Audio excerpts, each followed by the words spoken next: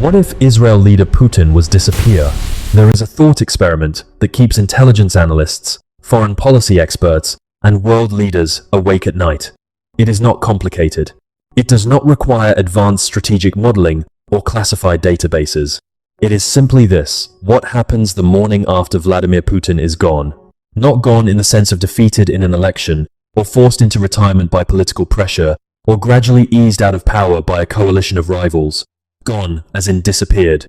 Suddenly, without warning. A heart attack on his private train. An assassination by someone inside his innermost circle. A stroke that leaves him incapacitated and unreachable. A plane that does not land. A coup that moves faster than anyone anticipated. The specific mechanism matters less than the central reality. One morning, the world wakes up, and Vladimir Putin is no longer in control of Russia. What happens next? This is not a fantasy scenario entertained only by his enemies. It is a serious, operationally urgent question for every major government on Earth. Because Putin has done something that very few leaders in modern history have managed to do quite so completely, he has made himself identical with the state he rules. Russia under Putin is not a country with a strong leader. It is a country whose entire institutional architecture, whose decision-making processes, whose foreign policy, whose security apparatus, and whose internal political logic has been rebuilt around a single human being. Remove that human being, and you do not simply create a vacancy at the top. You create a vacuum at the center of everything. To understand what Putin's disappearance would mean, you first have to understand what Putin's presence means. He has been in power, in one form or another, for over 25 years. He came to power in 1999 as a virtually unknown former KGB officer, chosen by the ailing Boris Yeltsin and his inner circle as a safe pair of hands who would protect their interests and restore order to a country that felt it was coming apart. Within months, he had launched a devastating war in Chechnya that killed tens of thousands of civilians but restored his domestic popularity. Within years, he had dismantled the independent media, subordinated the oligarchs who had looted the state in the 1990s, rebuilt the security services as the dominant institution of Russian political life, and established a system of governance in which all significant decisions flowed through one office and ultimately one man. He has survived assassination attempts. He has survived economic crises and oil price collapses and the most severe sanctions regime ever imposed on a major economy. He has survived the humiliation of the Wagner Group mutiny in June 2023, when Yevgeny Prigozhin marched his mercenary forces toward Moscow in the most direct challenge to Putin's authority in his entire time in power, and then inexplicably turned back, only to die in a plane crash 2 months later that no serious analyst believes was accidental. He has survived all of it. He appears, on the surface, immovable. But no one is immovable. And the question of what comes after is not morbid speculation. It is the most consequential geopolitical question in the world. Chapter 2. The Succession Problem. A system built for one man. The first and most fundamental problem with Putin's disappearance is that Russia has no functioning succession mechanism. This is not an accident. It is a deliberate feature of the system Putin built. Every authoritarian leader faces a fundamental dilemma. The more power you concentrate in yourself, the more dangerous it becomes to designate a successor, because a designated successor is a rival in waiting, someone around whom opposition can coalesce, someone who can be approached by your enemies and offered a deal, someone whose very existence represents the possibility of your own removal. Putin solved this dilemma the way most successful autocrats do, by never genuinely designating a successor, and by ensuring that no single figure within his system accumulated enough independent power, independent popularity, or independent institutional support to be a plausible replacement. The Russian constitution does have a formal succession provision. The prime minister becomes acting president in the event of the president's incapacity or death, pending elections within 90 days. The current prime minister is Mikhail Mishustin, a competent technocrat who managed Russia's tax collection system with considerable efficiency before being elevated to the role. He is virtually unknown to the Russian public. He has no independent political base. He has no relationship with the security services that would give him the loyalty of the institutions that actually run Russia. He is, in the vocabulary of Russian politics, a technical figure useful for managing administrative processes, not for wielding real power in a crisis. The real power in Russia does not reside in the prime minister's office, or even formally in the presidency. It resides in the security services, the FSB, the SVR, the GRU, and in the network of relationships, obligations, fears, and financial interests that Putin has spent 25 years constructing and maintaining. The Siloviki, the men of force, the former military and intelligence officers who dominate the upper reaches of the Russian state, are the actual ruling class of modern Russia, and they are not a unified group. They are competing factions, held together primarily by their shared dependence on Putin's continued ability to manage the balance of power among them. Remove Putin, and you remove the only person who knows where all the bodies are buried literally and figuratively. You remove the only person who has the relationships, the information, the track record, and the fear-inducing authority to keep all the competing factions from turning on each other. The result would not be an orderly transition. It would be a scramble. A brutal, fast-moving competition among powerful men with access to weapons, money, and institutional authority, each trying to position themselves or their preferred candidate as Putin's successor before the others can consolidate their own position. The three names that appear most consistently in Western intelligence assessments of potential successors are Nikolai Patrushev, the former FSB director and longtime Security Council secretary, who is perhaps the most hawkish and ideologically nationalist figure in Putin's inner circle. Sergei Sobyanin, the mayor of Moscow, a more technocratic figure with genuine administrative competence and a higher public profile than most of Putin's inner circle. And Alexander Bortnikov, the current FSB director, whose institutional position gives him control of the most powerful domestic security apparatus in the country. None of them is Putin. None of them commands the combination of public legitimacy, institutional loyalty, and personal authority that Putin has accumulated. Each of them would, from day one, be fighting for survival as much as for power. Chapter 3. The first 72 hours. What chaos actually looks like. Intelligence agencies around the world maintain contingency plans for exactly this scenario. What they describe, in the clinical language of strategic assessment, is a period of extraordinary danger and uncertainty. Let us walk through what those first 72 hours might actually look like. The news would almost certainly not be announced immediately. In authoritarian systems, the death or incapacitation of the supreme leader is initially treated as a state secret, because the moment of announcement is also the moment of maximum vulnerability. Every faction, every potential successor, every foreign power with interests in Russia would immediately begin moving. Before the announcement, the insiders who know have time to position themselves. After the announcement, the race is on. The FSB would likely move first. Control of information, control of communications, control of the physical spaces where power is exercised, the Kremlin, the key government ministries, the military command centers. These would be the immediate priorities of whoever in the security services moved fastest and most decisively in the first hours. The military would need to be managed. The generals commanding Russia's nuclear forces, its ground forces, its aerospace forces would all need to receive clear chains of command, or the risk of independent action by military units becomes real. The oligarchs would begin moving money.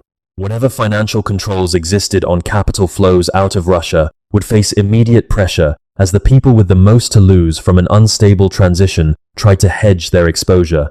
The ruble would collapse in currency markets the moment news became public. Russian financial markets, to the extent they still function under sanctions, would face a crisis that would make the post-invasion market freeze of February 2022 look modest.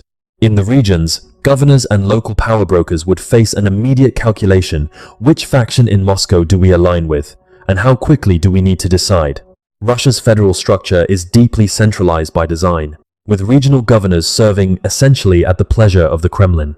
Remove the Kremlin's unambiguous authority, and the centrifugal pressures that Putin has suppressed for 25 years begin to reassert themselves immediately. Chechnya, under Ramzan Kadyrov, presents a particular problem. Kadyrov commands a personal army of tens of thousands of fighters, has been given extraordinary autonomy in exchange for his loyalty to Putin personally, and has made clear on multiple occasions that his loyalty is to Putin, the individual, not to the Russian state. Internationally, the 72 hours would be defined by a desperate scramble for information and a simultaneous effort to avoid doing anything that might be perceived as exploiting Russian weakness in ways that could accelerate instability. The Americans, the Europeans, and the Chinese would all be on emergency calls. The Ukrainians would face the most acute immediate question: does Putin's disappearance represent an opportunity to press their military advantage, or does it increase the risk of an unpredictable Russian response that could escalate in dangerous directions? Chapter 4. The Nuclear Question. Who controls the button? There is no question more urgent in the first hours after Putin's disappearance than this one. Russia has approximately 6,000 nuclear warheads, the largest nuclear arsenal in the world. The command and control systems governing those weapons are designed around the authority of the Supreme Commander-in-Chief, which is the President of Russia.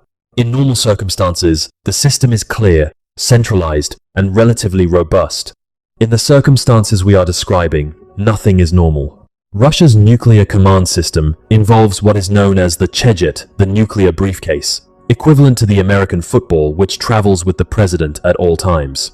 There are also Chegets held by the defense minister and the chief of the general staff.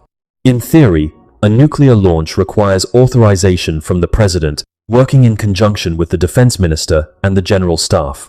The system is designed with multiple redundancies and safeguards precisely to prevent unauthorized launch.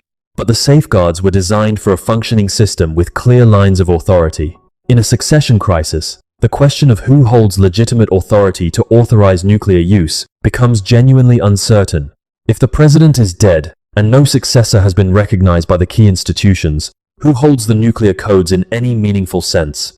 The defense minister? The acting president under the constitutional succession provision? The FSB director? The most senior general? This uncertainty is itself a form of nuclear danger. It does not require anyone to intentionally launch a weapon. It requires only that the safeguard system operates less reliably than designed, that someone with partial access to the command chain makes an unauthorized decision, or that an external actor, a foreign government, a terrorist group, a faction within the Russian military, perceives an opportunity in the confusion. The probability of any single catastrophic outcome in this scenario may be low. But low probability applied to an event of civilizational consequence is not the same as acceptable risk. Western governments and NATO would move to the highest levels of nuclear alert, essentially immediately upon confirmation of Putin's incapacitation. Not because they intend any aggressive action, they explicitly do not, but because the protocols require maximum readiness when the status of an adversary's nuclear arsenal is uncertain. This in turn creates the risk of misperception. Russian early warning systems detecting the NATO alert status change and interpreting it as preparation for a first strike, potentially triggering the very escalation that everyone is trying to avoid. Military strategists call this a security dilemma in its most acute form. Every rational defensive action taken by each side in response to uncertainty looks, from the other side, like potential offensive preparation. The 72 hours after Putin's disappearance would be among the most dangerous in the nuclear age, not because anyone wants a nuclear war, but because the systems designed to prevent one depend on clarity of authority and command that would, in this scenario, be precisely what was most in doubt.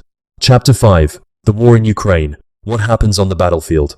Ukraine has been fighting for its survival since February 2022. Tens of thousands of soldiers have died on both sides. Cities have been reduced to rubble. Millions of people have been displaced. And the war has reached a grinding, attritional phase in which territorial changes are measured in hundreds of meters rather than hundreds of kilometers. Into this already complex and volatile situation, drop the sudden disappearance of the man who started the war and who personally manages every significant decision about its conduct. What happens? The immediate military situation would likely see both sides freeze, at least briefly, as they attempted to understand what Putin's disappearance meant for the strategic situation. Russian military commanders in the field receive their ultimate orders through a chain of command that terminates in Putin. Without clear orders from the top, field commanders would face agonizing choices: continue operations on the assumption that the existing plan remains in effect, pause and wait for clarification that may not come quickly, or take independent action based on their own assessment of the situation. Russian military culture, shaped by decades of highly centralized command doctrine, is not designed for initiative at the field commander level. Paralysis in the short term is a real possibility.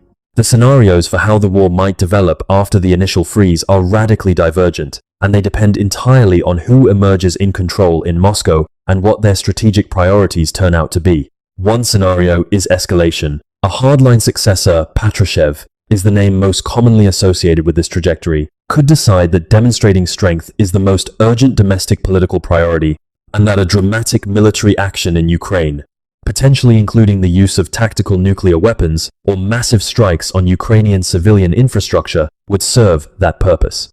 The logic would be brutal, but internally coherent, show the Russian military establishment and the Russian public that the new leadership is stronger than the old, that it will not be seen as weak in a moment of vulnerability.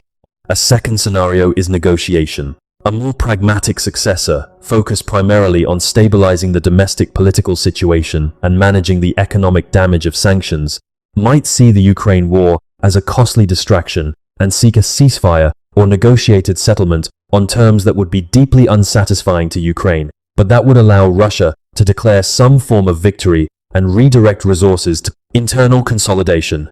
This is the scenario that Kyiv fears most, not because it represents immediate military defeat, but because it would freeze the conflict on terms that leave Russia occupying significant Ukrainian territory, while the new Russian leadership uses the breathing space to rearm and rebuild. A third scenario is internal collapse. If the succession struggle in Moscow becomes genuinely violent or produces a prolonged period of paralysis, Russian military units in Ukraine could find themselves without clear command, without reliable supply chains, and without political guidance. Under those circumstances, the cohesion of Russian forces in the field would depend entirely on the quality of individual unit commanders, and the history of the war suggests that quality varies enormously. Chapter 6. The World's Reaction: Allies, Adversaries, and Opportunists. No country on Earth would be unaffected by Putin's sudden disappearance, but the reactions would vary enormously depending on each country's relationship with Russia, its geographic exposure, and its strategic interests. China's reaction would be the most consequential and the most carefully managed. Xi Jinping has invested enormously in the personal relationship with Putin. The two men have met more times than Xi has met any other world leader, and the partnership between their countries has been elevated to what Chinese state media calls a no-limits friendship. Putin's disappearance would be, for Xi, both a strategic shock and a potential opportunity. A shock, because the relationship was built on personal trust between two leaders who understood each other's positions and shared a common framework for challenging American dominance. An opportunity because a weakened, unstable Russia is a Russia more dependent on Chinese support, and Chinese support comes with conditions. China would move quickly to establish relationships with whoever appeared most likely to emerge from the succession struggle as the dominant figure. It would offer economic support, access to Chinese markets, Chinese financing, continued purchases of Russian energy in exchange for the kind of strategic alignment that would benefit Beijing. The risk for China is that a Russia in succession crisis is a Russia that is less predictable and less capable of being the useful strategic partner that China needs. Xi would almost certainly prefer a stable, consolidated Russia, even one led by someone other than Putin, to a chaotic Russia that might fragment, proliferate nuclear materials, or produce a government genuinely hostile to Chinese interests. Europe's reaction would be defined by a mixture of cautious hope and genuine fear. The hope that Putin's disappearance might open a path to ending the Ukraine war, reducing energy dependency on Russia, and eventually normalizing a relationship that has been the defining source of European insecurity for a decade. The fear that the transition produces something worse, that a more nationalist, more desperate, or more ideologically extreme successor doubles down on aggression, that the nuclear arsenal becomes less controlled, that the vacuum of authority produces exactly the kind of unpredictable instability that European security institutions are least equipped to manage. NATO would immediately convene emergency consultations at the highest level. Article 4 consultations reserved for situations where a member state believes its security is threatened would be activated. Troop deployments on NATO's eastern flank would be reinforced. The alliance's nuclear planning group would meet urgently, and the fundamental question that NATO would face: how do you deter an adversary whose decision-making structure has just become entirely opaque, has no clean answer in any of the existing doctrine? The countries of the former Soviet space, the Baltic states, Georgia, Moldova, the Central Asian republics, would face immediate existential anxiety. For all of them, Russia under Putin represented a known, if terrifying, threat.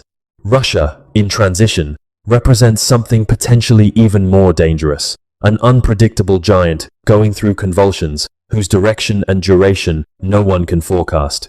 The endgame Russia, without Putin liberation or disintegration?